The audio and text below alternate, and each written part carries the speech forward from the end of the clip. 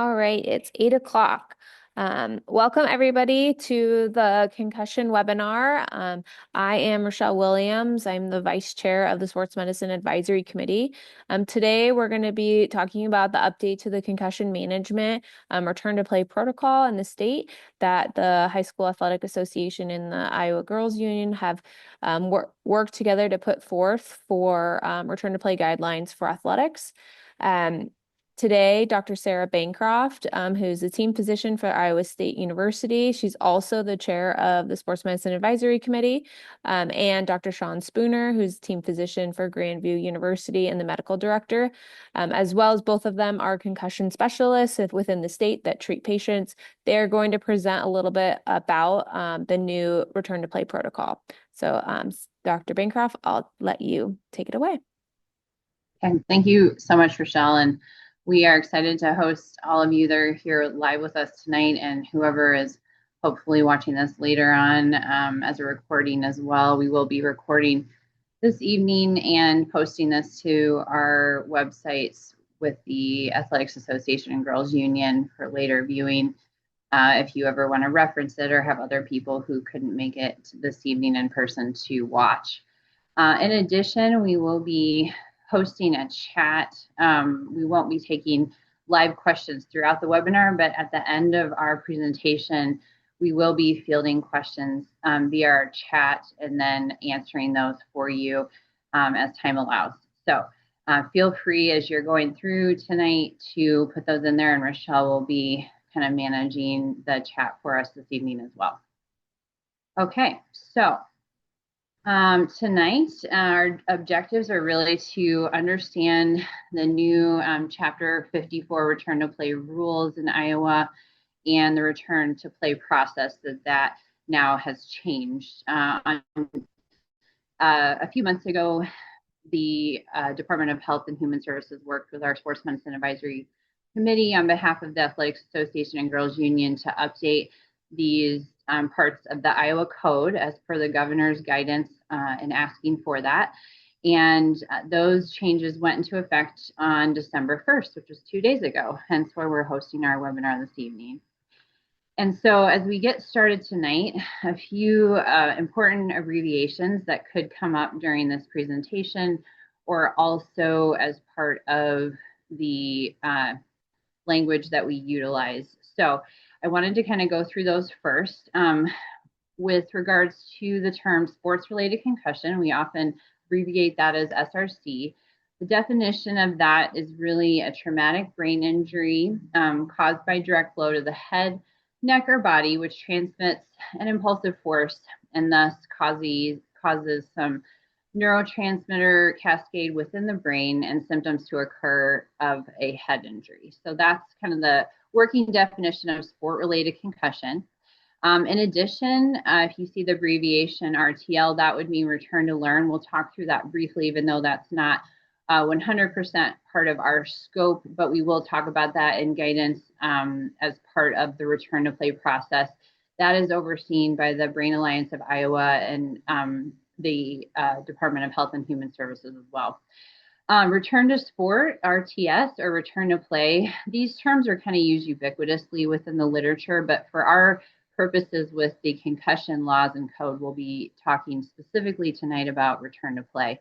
And then the term licensed healthcare provider may come up as we discuss what that means in conjunction, again, with the Iowa code and law.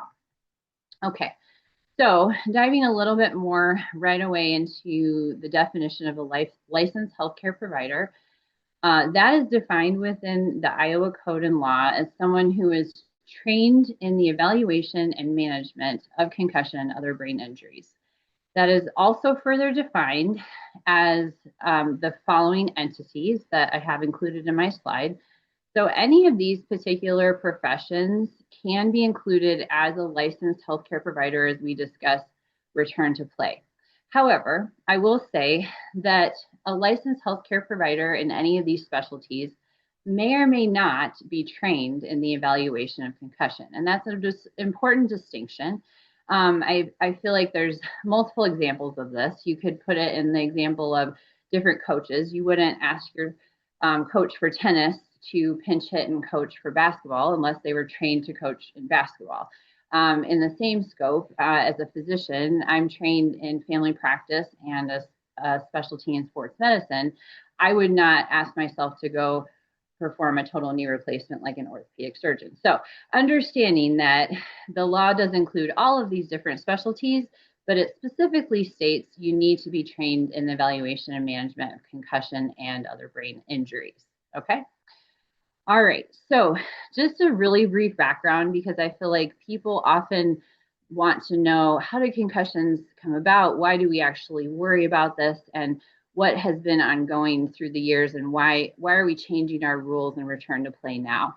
So concussions have been long diagnosed, but they really started to come to the forefront via the NFL in the 1990s. And they formed this committee called the Mild Traumatic Brain Injury Committee.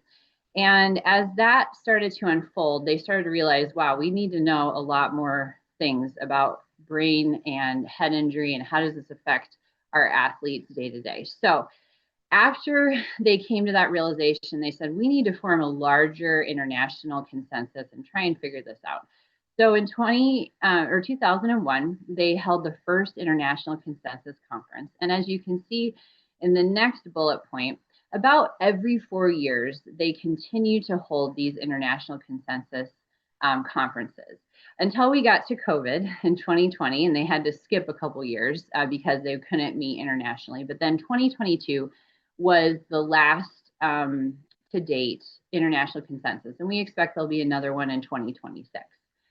So as things started to evolve, those first few years, our first few meetings, they were trying to kind of get things rolling with what they needed to do, getting definitions. They tried to figure out how they were going to define concussions, what were the symptoms, how were they going to do a sideline evaluation, and specifically start looking at a return to play protocol. So in 2008, that was when we developed this particular return to play protocol. And as you can see here, if you are familiar with management of concussions, you will notice that this is basically what we've been using in the state of Iowa for our concussion return to play. Okay, so this is the 2008 graduated return to play, and things did not meaningfully change between 2008 and 2016. But then in 2022, we had some big changes. So as time went on, between the 3 and 6 international consensus guidelines, they looked at a lot of different things. And specifically, there was a lot of additional research discussing how exercise is a good predictor of recovery, and it helps with recovery. And it allows the body to basically kind of re-equilibrate more quickly. And this was led by a guy named Dr. Letty out of Buffalo in New York. And he did tons and tons of research over the last decade on this that has helped us to get to where we are today with our updates and return to play. So basically, what he found was rest is important with some exercise. So in the new consensus guidelines from 2022, we adjusted some things. And so specifically, they recommended that true rest or relative rest was really only about 24 to 48 hours. And that this would be a time when we would be limiting screen time, but it was okay to do some screen things, and that we could do definitely activities of daily living. We'll discuss that more as we talk about the start of return to play and identification of head injury and after. But really what we found was exercise is good in low levels. Okay, so we want athletes to start doing this around days 2 through 10 after their sport-related concussion, and kind of slowly increase tolerance. But there should be no risk of having repeat head impact during these first few days after they have suffered a head injury. So we're looking for low levels of exercise that really aren't going to increase their symptoms much, but are going to get their heart going and their blood flowing. And we find that it does so many good things for their symptoms, as long as it's in a controlled environment and that there's no risk of repeat head injury. So we'll kind of talk through this more, but this is a large part of the background of changes between that 2008 and 2022 set of guidelines.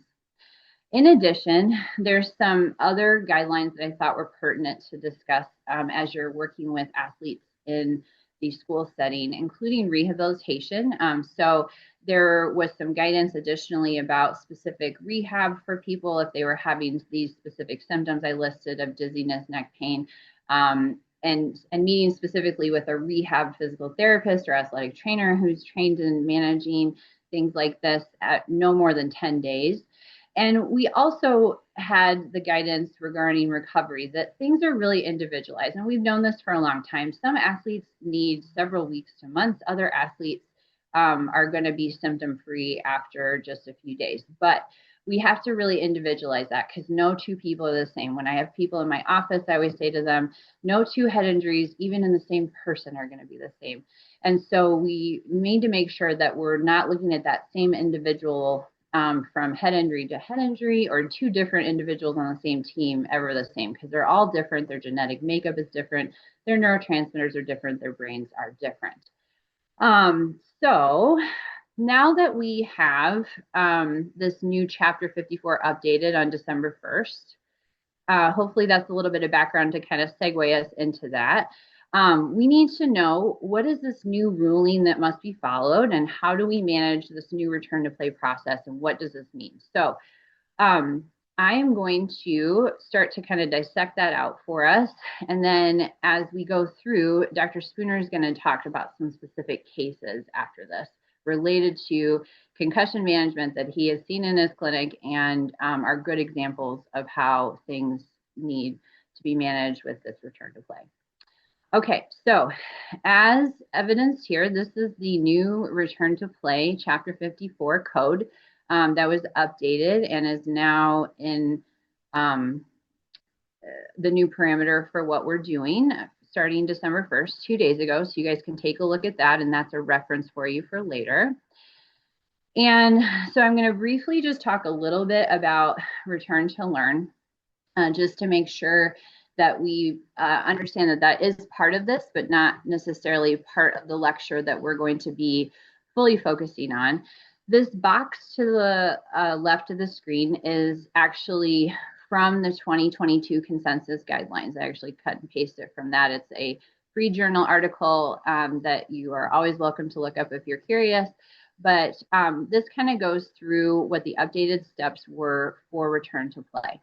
So what you'll find is that similar to before, accommodations are supposed to be made available for all people that have a head injury. And so that's standard. We understand that. And that's something that has been going on with the state law for a long, long time. It's part of it. However, one of the new things related to return to learn is that return to learn can now be done in what we call parallel to return to play. But overall, return to learn should never be, or return to play should never be fully completed until return to learn is completed. Okay, so this is a little bit of a change because initially we thought return to learn needed to be done prior to return to play. And now we're kind of leaving a little bit of room for, again, individualization, we'll say, for the student athlete to make sure that we're able to do that in tandem as well. So again, full return to play should not be completed until full return to learn is completed. And in general, we should have this no more than 2-point increase on a scale from 0 to 10 of symptoms with a cognitive activity to know that that cognitive activity is not too overstimulating or symptomatic for that student athlete. And you'll find that that also will carry into what we talk about with return to play. Okay, so another resource that the state utilizes that I think is really important through IDPH is the Teacher's Acute Concussion Tool, so TACT. And so again, I put this up as a reference for later. Additional resources are also with the Department of Health and Human Services, as well as the Brain Alliance of Iowa. I won't go very deep into this, but this is a really good resource for you to utilize as well for return to learn. Okay. Now we're going to talk about return to sport and return to play. Again, both terms are used synonymously. In the article, again, this is a chart from the article from 2022 that we're utilizing for the updated Iowa concussion code.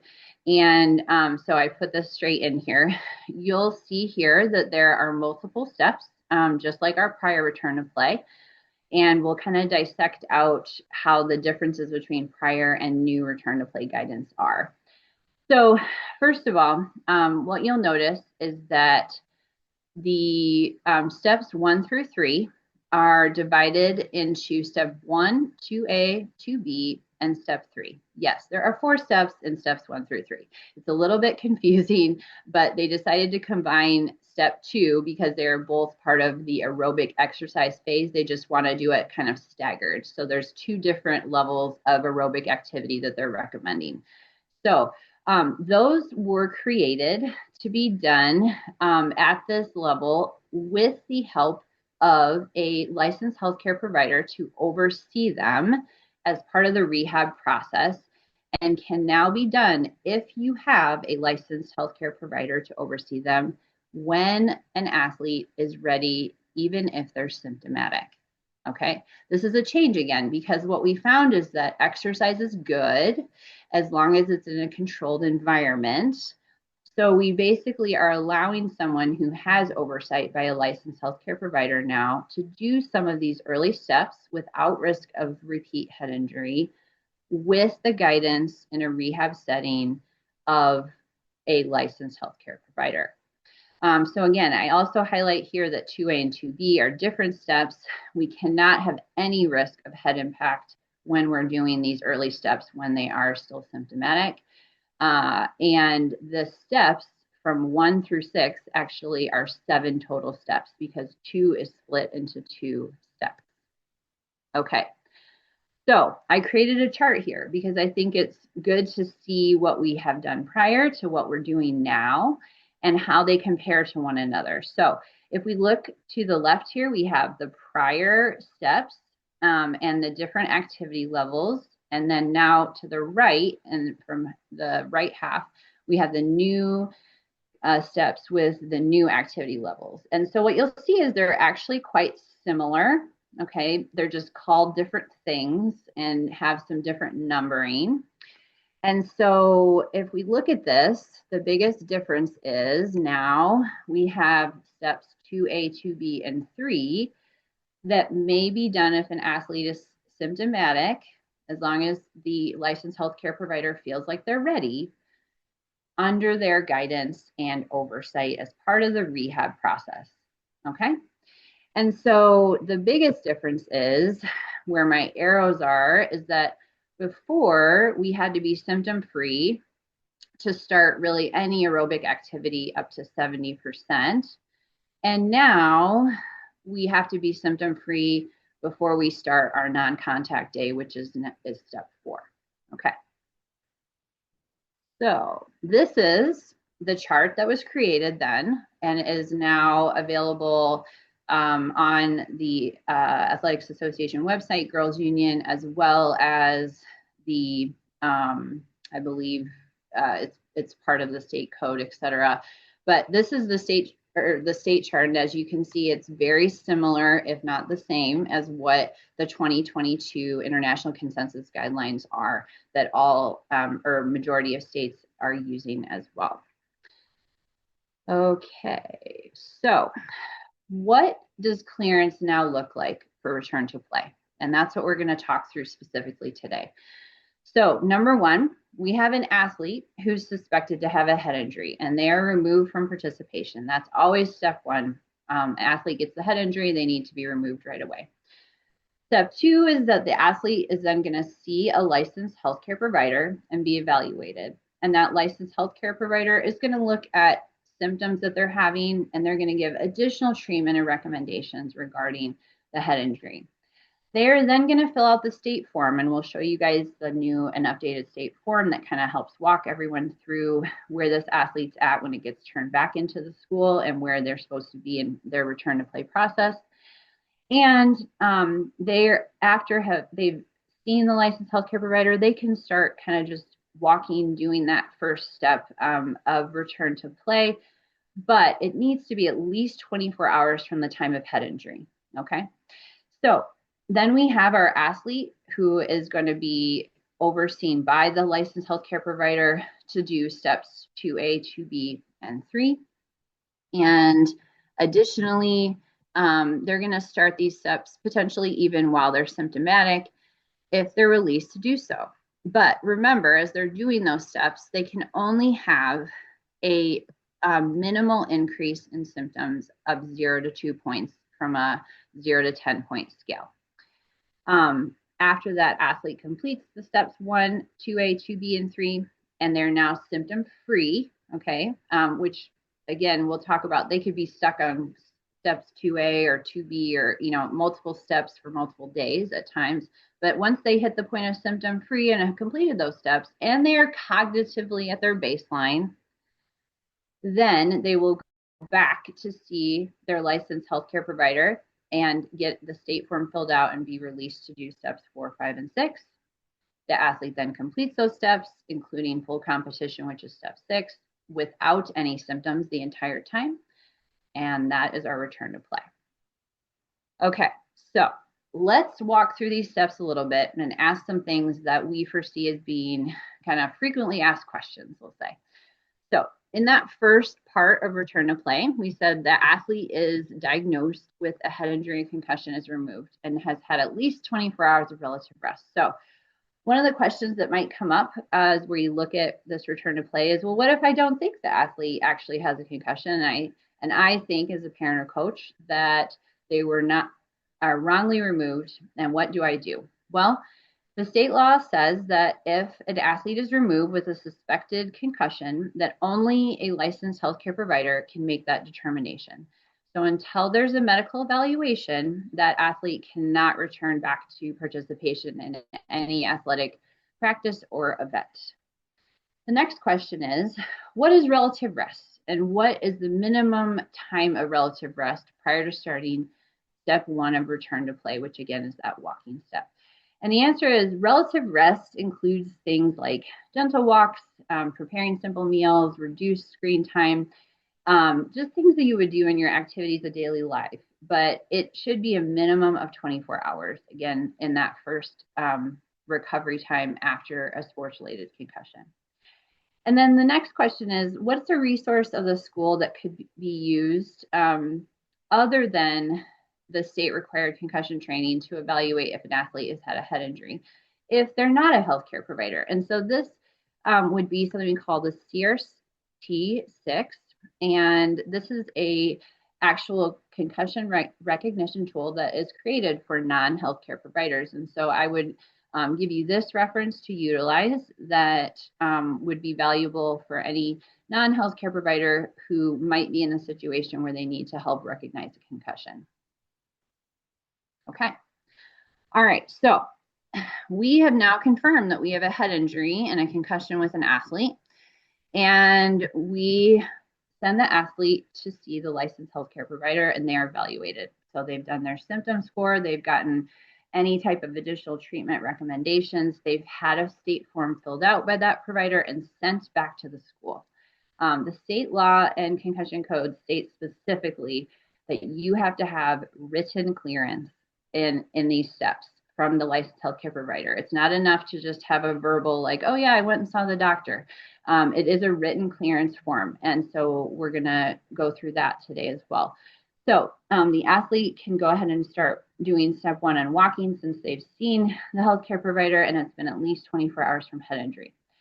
So questions could be, can a student athlete start step 1 or count doing step 1 prior to seeing the healthcare provider? The answer is no.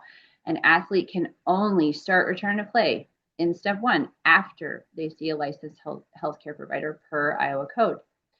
Another question could be, is it possible that a licensed healthcare provider may not release a student athlete to do step 1 at their evaluation? Absolutely. A licensed healthcare provider may not feel that they're ready to even do step 1. And be aware that, again, step 1 through 3 may take multiple days because if an athlete tries those steps, they have symptoms that are above a 2-point increase on those days, they're not moving on to the next step the next day. They're holding at that step the following day. Most of the time, return to play actually takes more than a week for most head injuries as well. Okay, so this is the top of the new state form. So what you see here is you see that it has the student's name, sport team grade, date they were evaluated, and head injury. There is a spot for the healthcare provider to put their name, phone number, licensing board, and number on there. So we know that the person who's doing the evaluation is a valid person and that they have a license and everything else within the state of Iowa. And so what you'll find is we have 3 different boxes. Box A is that the athlete is not cleared. So right off, we can see that that's definitely an option. If they're fully not ready to be doing anything, then they're not necessarily cleared and would need follow-up evaluation before they can start return to play. So that would be option A. Option B is that they could start return to play steps 1, 2A, 2B, and 3, and we can put a specific date there. We also have a attestation statement that says that you explain that to the parents, that they know they cannot move on to the next step if they have new or worsening symptoms on the current step, and that they will honestly report symptoms, and that you've discussed that as a licensed healthcare provider with the student athlete and their parent. And then you also put the name of who's going to be overseeing those steps so that we know who the licensed healthcare provider is for reference if the school needs any further documentation or information from that provider. Okay, so we're moving on to the next part of return to play. So they've seen their licensed healthcare provider that's going to oversee steps 2A, 2B, and 3, and they're going to go ahead and start these steps while they're symptomatic if they're released to do so, but only with minimal increases in symptoms during exercise. So the questions that might come up here would be, what if an athlete doesn't have a licensed healthcare provider who's overseeing steps 2A, 2B, and 3 while the athlete is still symptomatic? Well, really, by definition of why we're doing it in this way and what the athlete's supposed to be doing, they can't do steps 2A, 2B, and 3 until they are not symptomatic. And what we would basically say then is we need to revert back to they have to be symptom-free before starting return to play. So the athlete is still going to complete these steps eventually. It's just that they're not going to be able to do that in a setting where it's safe and part of the rehab protocol if they don't have someone to oversee them who is ready to do that. And how would a licensed healthcare provider track how an athlete does in their steps when they're symptomatic, and when are they allowed to move on to the next step? Well, this is kind of what it looks like. Each day, an athlete's going to come in and they're going to say, all right, I'm ready to start this part of return to play. And they're going to give that licensed healthcare provider an overall symptom score from 0 to 10. So let's say that Abby comes in today and she says, okay, it's after school and I'm going to start on step 1 today. And my overall symptoms today are 4. And they're going to give you that symptom score before they start their return to play activity for the day. During that step, the licensed healthcare provider is going to instruct them to do that step's activities for the day. And then they're going to say, you know, if you get to a 5, let me know. But if you get to a 6, we need to know. And really, if it scores higher than a 2-point increase, so if she's up to a 7, if she started a 4 for that day, then we're done. We're done for that day. And that means that the step was a little bit too much for her. But if they have that big of an increase in symptoms, they can still try the step tomorrow. That's totally fine. But if the symptom does complete this, or the athlete completes the step and say they were at a 4 and they only got to a 5 for that day, and then the symptoms resolve fairly quickly after they've finished their exercise, then that's fine. It was less than an hour and they can move on to the next step the following day with that licensed healthcare provider overseeing them. And for people who have familiarity and are trained in management of concussion, they're totally used to how this protocol works. So it might seem a little bit confusing for non-healthcare providers how this happens, but again, you're going to have somebody, if there are a symptomatic athlete, overseeing this process as part of the state law. Okay. So a couple other questions, and we've talked through this a little bit. Are 2A and 2B different steps? Yes, they are different steps. They are both need to be 24 hours apart. They cannot be performed on the same day. They're only on that same line in step 2 and split apart because they're just part of the aerobic exercise. And so let's say that the athlete does complete steps 1 through 3, at least 24 hours apart after their period of relative rest. What is the minimum days? Well, the minimum amount of days would be 4 consecutive days for steps 1 through 3. But frequently it will take longer than that because, again, we're not expecting student athletes to just whiz through this most of the time. They're going to need extra days at multiple steps on a majority of occasion. Okay, so we've had the athlete complete steps 1, 2A, 2B, and 3 with the licensed healthcare provider. And now our athlete is symptom-free. They're at normal pre-concussion symptoms and cognitively at baseline. So symptom-free is a little bit of a weird thing. Remember, some athletes have symptoms all the time, but we just want them to be at their normal pre-concussion symptoms cognitively at baseline. And they've been reevaluated by the healthcare provider, and they have been deemed ready to start steps 4, 5, and 6. So what if an athlete does not get reevaluated then by the licensed healthcare provider at this point? Well, according to the state law, the athlete must be evaluated when they are symptom-free before they can complete these final steps of return to play. And so again, the final clearance must be with the written documentation once they're symptom-free. And so what if then the athlete starts those steps and they get to step 4 and they're symptom-free, but they go to school and then symptoms restart?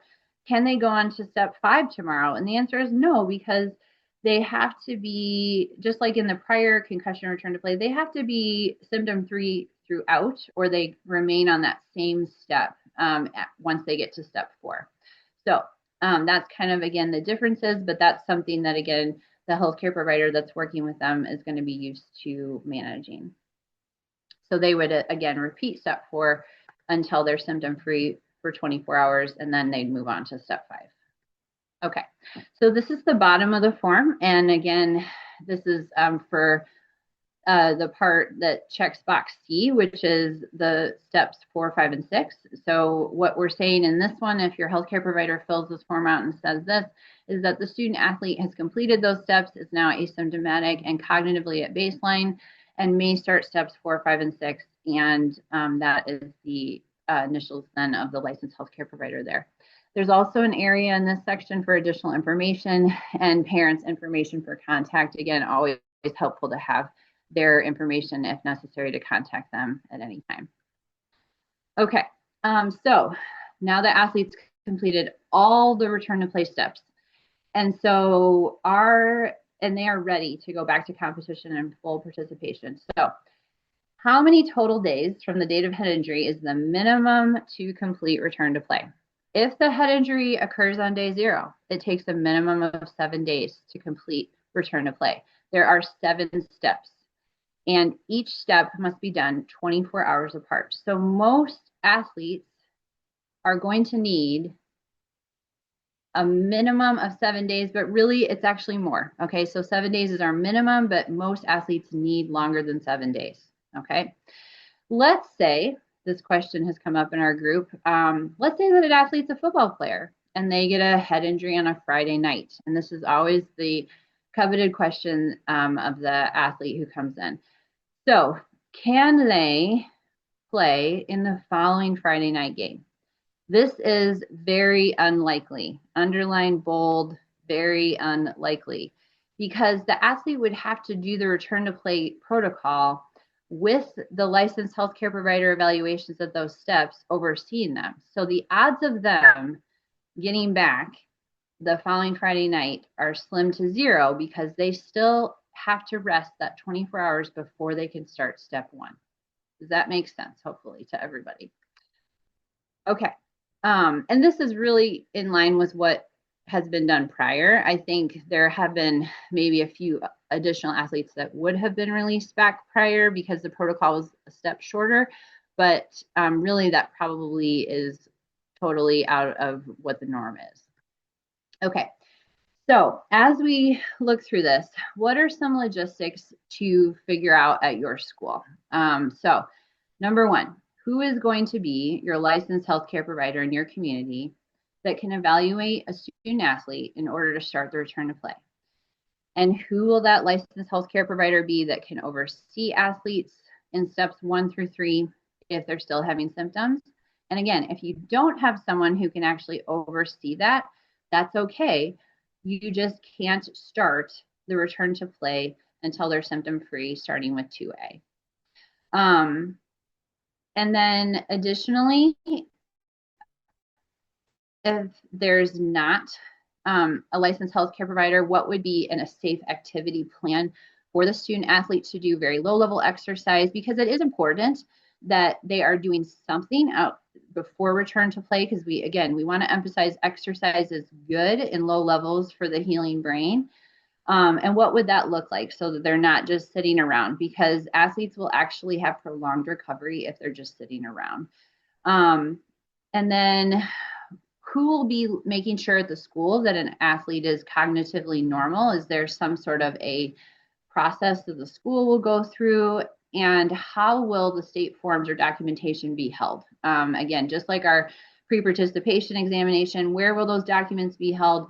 Who will have access to those, and who will make sure that people are following the protocol that is new now for return to play?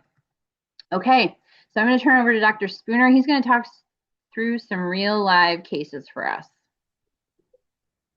All right. So these are pretty simple. They're not super detailed, but hopefully will just help solidify some of the information we've talked about and maybe trigger a question or two. So kind of back to what we were just talking about, really just to drive it home, that Friday night football concussion. The theme of this is recognition, removal, and then a realistic return to play timeline. So the scenario, as we just discussed, it's Friday night, it's varsity football. Running back takes a helmet-to-helmet hit, pops up slowly, kind of jogs off, thinks he, quote, just got his bell rung. Athlete insists he's fine, wants to play the next series, but the athletic trainer is there and pulls him out and takes a look at him. And it notes that he just kind of looks a little off balance. He's kind of slow to answer questions. He's more irritable than he usually is, and this trainer knows this individual, and he just seems more irritable than he typically is. And he reports the athlete's it's just a headache, but he is removed from the game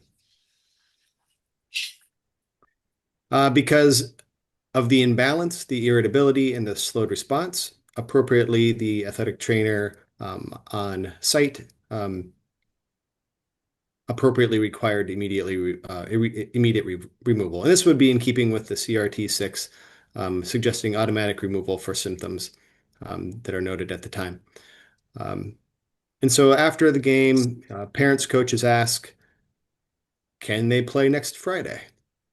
And the first piece of information to share with them is, well, only a licensed healthcare provider, including the athletic trainer, can appropriately evaluate and determine the concussion status and where we go from here. Step one cannot begin until two things are true. One, it's been 24 hours since the injury, and the athlete has been evaluated by a licensed healthcare provider, and the licensed healthcare provider has completed the state form.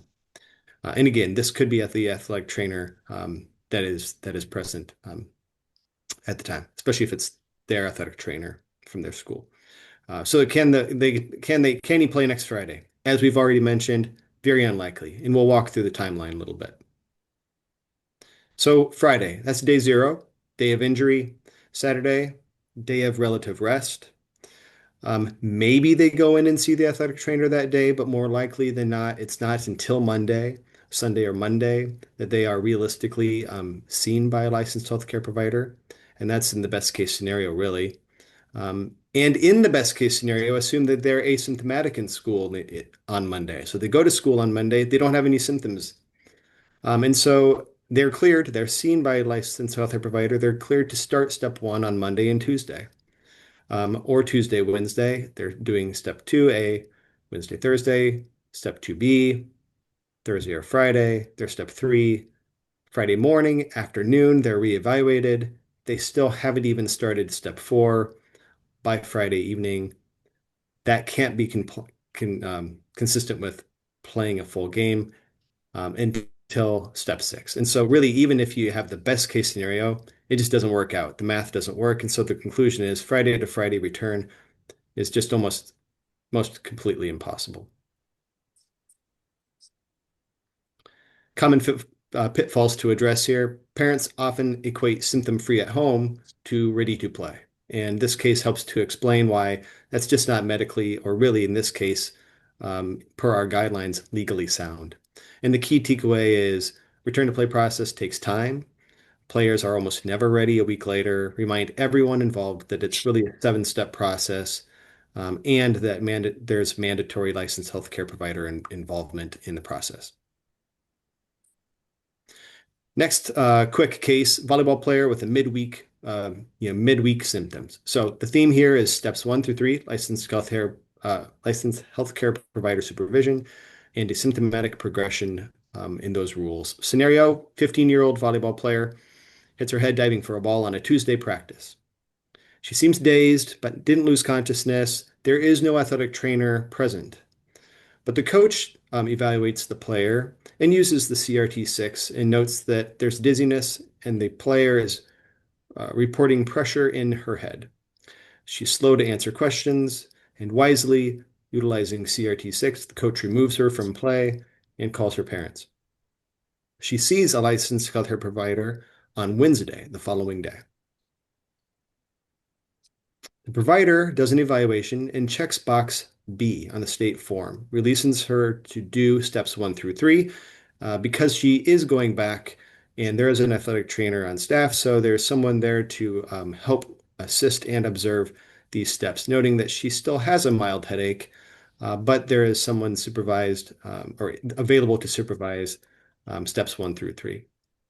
Thursday, she begins step 1, walking. Friday, step 2A, Saturday, step 2B, during which her headaches raise from a 2 out of 10 to a 5 out of 10. So greater than a 3-point raise, she stops her protocol.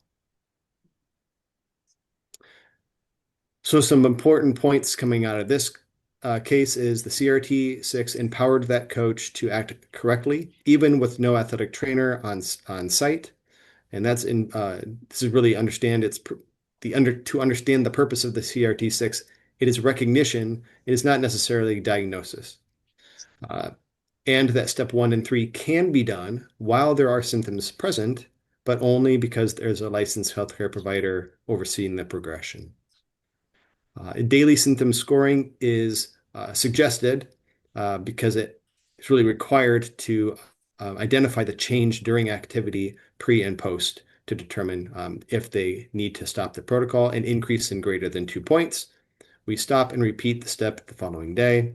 This is why, apart from other things we've already mentioned, that return to play takes longer. Even step 1 through 3 can take longer than 4 days. And many athletes really take 5 to 10 days, even for steps 1 through 3 alone. And this is completely normal. And finally, a case of a student that looks ready until. And the theme of this is return to learn is required before you really can advance into step 4. So the scenario is a 14-year-old soccer player sustained a concussion 5 days ago, late Wednesday afternoon. Thursday and Friday, she stayed home from school with headaches and light sensitivity. Saturday, she begins to feel better, still has mild headache with computer screens and on her phone. But on Sunday, she feels almost normal, and the family assumes she's basically recovered. So Monday, she goes back to school with a partial return to learn accommodations. She's been seeing the nurse at the school, and the nurse has determined she can go back to, she can have some partial accommodations. We're going to do a half-day attendance on Monday. She's given reduced homework, no tests, allowed to take quiet breaks, and she tolerates this without any significant symptom worsening, just a little fatigue on Monday. On Tuesday, she has a full academic day with no accommodations that she has needed to utilize, no symptom spike, but it was a sort of an easy day. There weren't any tests to take or anything. And then on Wednesday, she does see her primary care provider. The primary care provider determines symptoms are now gone. She's had a day of school that is tolerated, and she has safely completed steps 1 through 3 over the weekend with a licensed healthcare provider oversight. And cognition is normalized, and she qualifies for Section C, clearance. And so the provider signs the form and releases her to begin step 4 that Wednesday afternoon. And so Wednesday after school, she performs step 4, non-contact, high-intensity soccer drills, and completes it without any symptoms. But Thursday morning, she goes back to school. Things are going well, but she has a big math test. And after that math test, by late morning, she starts getting headache and a little bit of nausea. Kind of feels like it was hard to focus on that test. Really slowed her down. Needed to take frequent breaks in the afternoon. And so afterwards, the coach asks, can she go through step 5 today? She did step 4 yesterday, and she did great. But step 4 to 6 require that the athlete be 100% symptom-free and 100% cognitive baseline and tolerating full school days without symptoms. And we noticed that sometimes school activities reveal issues that were not previously apparent. In this case, really illustrates that academic load sometimes is more irritating to some athletes than some of the medium physical loads in some teens.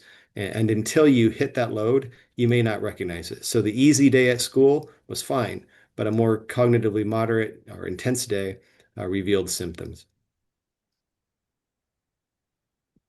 And so late emerging symptoms, even after clearance, the athlete must repeat step 4. Even if step 4 went well the night before, the emergence of these symptoms in the academic environment meant she didn't maintain full symptom-free status, and so she wasn't at cognitive baseline, and so she could not progress to step 5. She must have 24 hours of being symptom-free in all environments, and so the correct response is repeat step 4 after 24 hours of symptom-free full-day school tolerance. So the school environment, part of the medical clearance. Case teaches that physical exertion is not the only stressor. Cognitive strain often reveals residual concussion effects. And teachers, school nurses, academic staff, you do play a critical role in return to play readiness. Thanks, Dr. Spooner. So this is just some contact information of myself, Dr. Spooner, and Rochelle that is available to you, our emails, as well as always reaching out to the Athletics Association and Girls Union. We work with Andy Umtham and Tanya Moe, who are amazing at those locations. So we will go ahead and move into the chat, and Rochelle can share some of the questions you guys might have, and Dr. Spooner and I and others can discuss the answers to those for you. Great. Our first question is, should we start using the 0 to 10 scale when evaluating if we use the SCAT-6 instead of the 0 to 6 scale, if we are using a 0 to 10 scale to gauge symptoms with activity? Yes, both. So yes, the standardized SCAT is the gold standard for all of the symptoms and the different categorizations. And it is confusing because each of those different symptoms is a 0 to 6. However, we kind of have you lump that together in a 0 to 10 when you're looking at overall symptoms related to whether they're ready to do the next step in cognitive activity or return to play. Dr. Spooner, what else would you add to that one? No, I think that's perfect. They're just kind of two different things. You're looking at individual symptoms on the SCAT. You're looking at sort of global overall symptoms on a 0 to 10. Great. Our next question is about a multi-day event. So, for example, a wrestling tournament, a kid is pulled by the site AT, and they are suspected with a head injury, and they come back the next day with a clearance note from a licensed healthcare provider who makes the call if the kid can wrestle, if the next match is less than 24 hours or over 24 hours. I've had refs tell me they go by the NFHS rules, and the kid can wrestle as long as they have a note.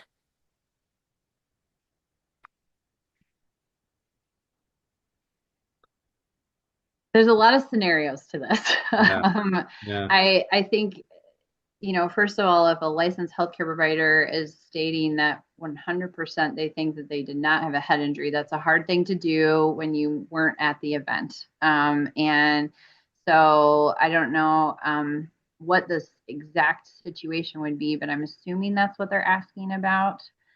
I think they really need to go through the return to play protocol. But Dr. Spooner, you can jump in and see what Yeah. your guidance would be on that. I mean, it's tough because you're right. If it's going to be fairly, I think, fairly infrequent that someone is pulled for symptoms and then didn't really have an event. I suppose it's possible. And I have seen someone who comes in the next day and I cannot find a thing objectively wrong and they are so completely asymptomatic.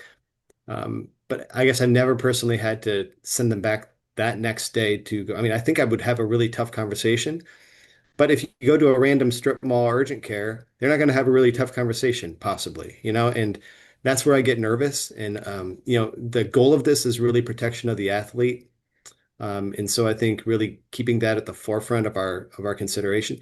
By the rule, I suppose, yes. I mean, if they somehow saw a qualified provider and but it would make me kind of feel icky, and I would have a really short fuse if I'm the person there, whether it's a referee or an administrator or coach, to cut things off pretty quick if I saw anything that didn't look, straight on. But Yeah. that shouldn't be a very frequent scenario that we allow to happen, I think. This is for Dr. Spooner of the volleyball scenario that you put. If the coach removes the player from practice or play, does this automatically mean it is considered a concussion and this protocol needs to be followed with a licensed healthcare provider and paperwork to release them to return to play? Let me look. So the removal is if you use a CRT6, and the coach removes, they're removing him out of precaution. Um, it's not a diagnosis, but they do need to be seen then by a licensed medical healthcare provider. And so that individual then would do an assessment and determine, if this seems to be consistent with the diagnosis of concussion. And then if it is, then they would have to follow the steps. But yes, that would, I think, not I think, that would require then an assessment by a licensed medical healthcare provider because they were pulled out. Great. Another question is to clarify, a licensed healthcare provider must be in direct observations less contact during these step progressions. Cannot be coach, nurse, must be in the clinic, school with physician, therapist, ATC each consecutive day. Correct, is the question. Yeah, so the state law states that a licensed healthcare provider has to oversee, and that's how it's stated. So I think if that licensed healthcare provider is competent and putting their name on it, they have to have a plan for how they're going to oversee that student athlete. So yeah, I don't think we can answer that more specifically, other than that's how the state law is phrased. Mhm. Yeah, and and this kind of comes back to there's nothing wrong with the old protocol. It's just fine. It's a little more conservative. And these are mostly going to be scenarios where probably middle school or younger, where you don't have, or a rural school, unfortunately, that may not have an athletic trainer or someone who can help, or a school nurse even, that is sort of around to observe this. So, yeah, unfortunately, that's kind of how I'm running things. Is Unless there's someone who can be pretty close to observe this reliably, then we just sort of revert back to the original. Another question is from somebody who says they're a healthcare provider. We wondering, do we still have to perform the King-Devick test during the physical examination, or will it not be used to determine concussion? I added a note in there that the King-Devick is one small tool that can be used as an assessment, but concussion assessment should be multimodal and include cognitive, balance, symptoms, and vestibular components. Anything else you want to add related to the physical examination component or assessments? Is she discussing the to doing it as a baseline? Is that what the person's asking? I'm not quite sure if it's baseline or just performing during an assessment. So it is one tool, but not we use a multimodal assessment. I agree.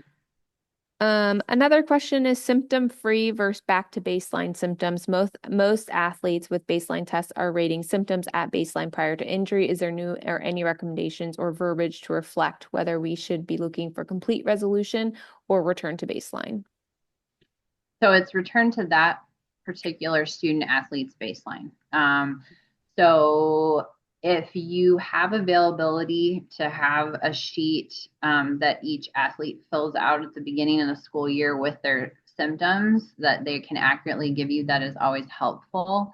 If you do not have access to the SCAT, which was referenced with the 20 plus symptoms from a 0 to 6 scale, that's kind of what we're discussing. So that helps you know what that athlete's baseline is. Again, it would be the licensed healthcare provider's discretion to say yes, they're at baseline or not, because we know that student athletes may have a headache disorder outside of their concussion. They may have anxiety outside of their concussion. They may have ADHD and have difficulty focusing outside of their concussion. These are all things that would be their baseline that they may just have normally. So that's what we mean by return to baseline. And symptom free is really an individualized, they're at their symptom free, they're at their own baseline. Great. We're close to the hour mark, so we'll kind of close it here, but we will be recording this and sending it over to Tanya and Andy to post onto the health and safety web pages. I did link both of those in the chat, and there's also a number of good references here related to the resources we talked about, so please grab those. Thank you both to Dr. Bancroft and Dr. Spooner for presenting today, and hopefully this helps everybody through this return to play process. Thank you.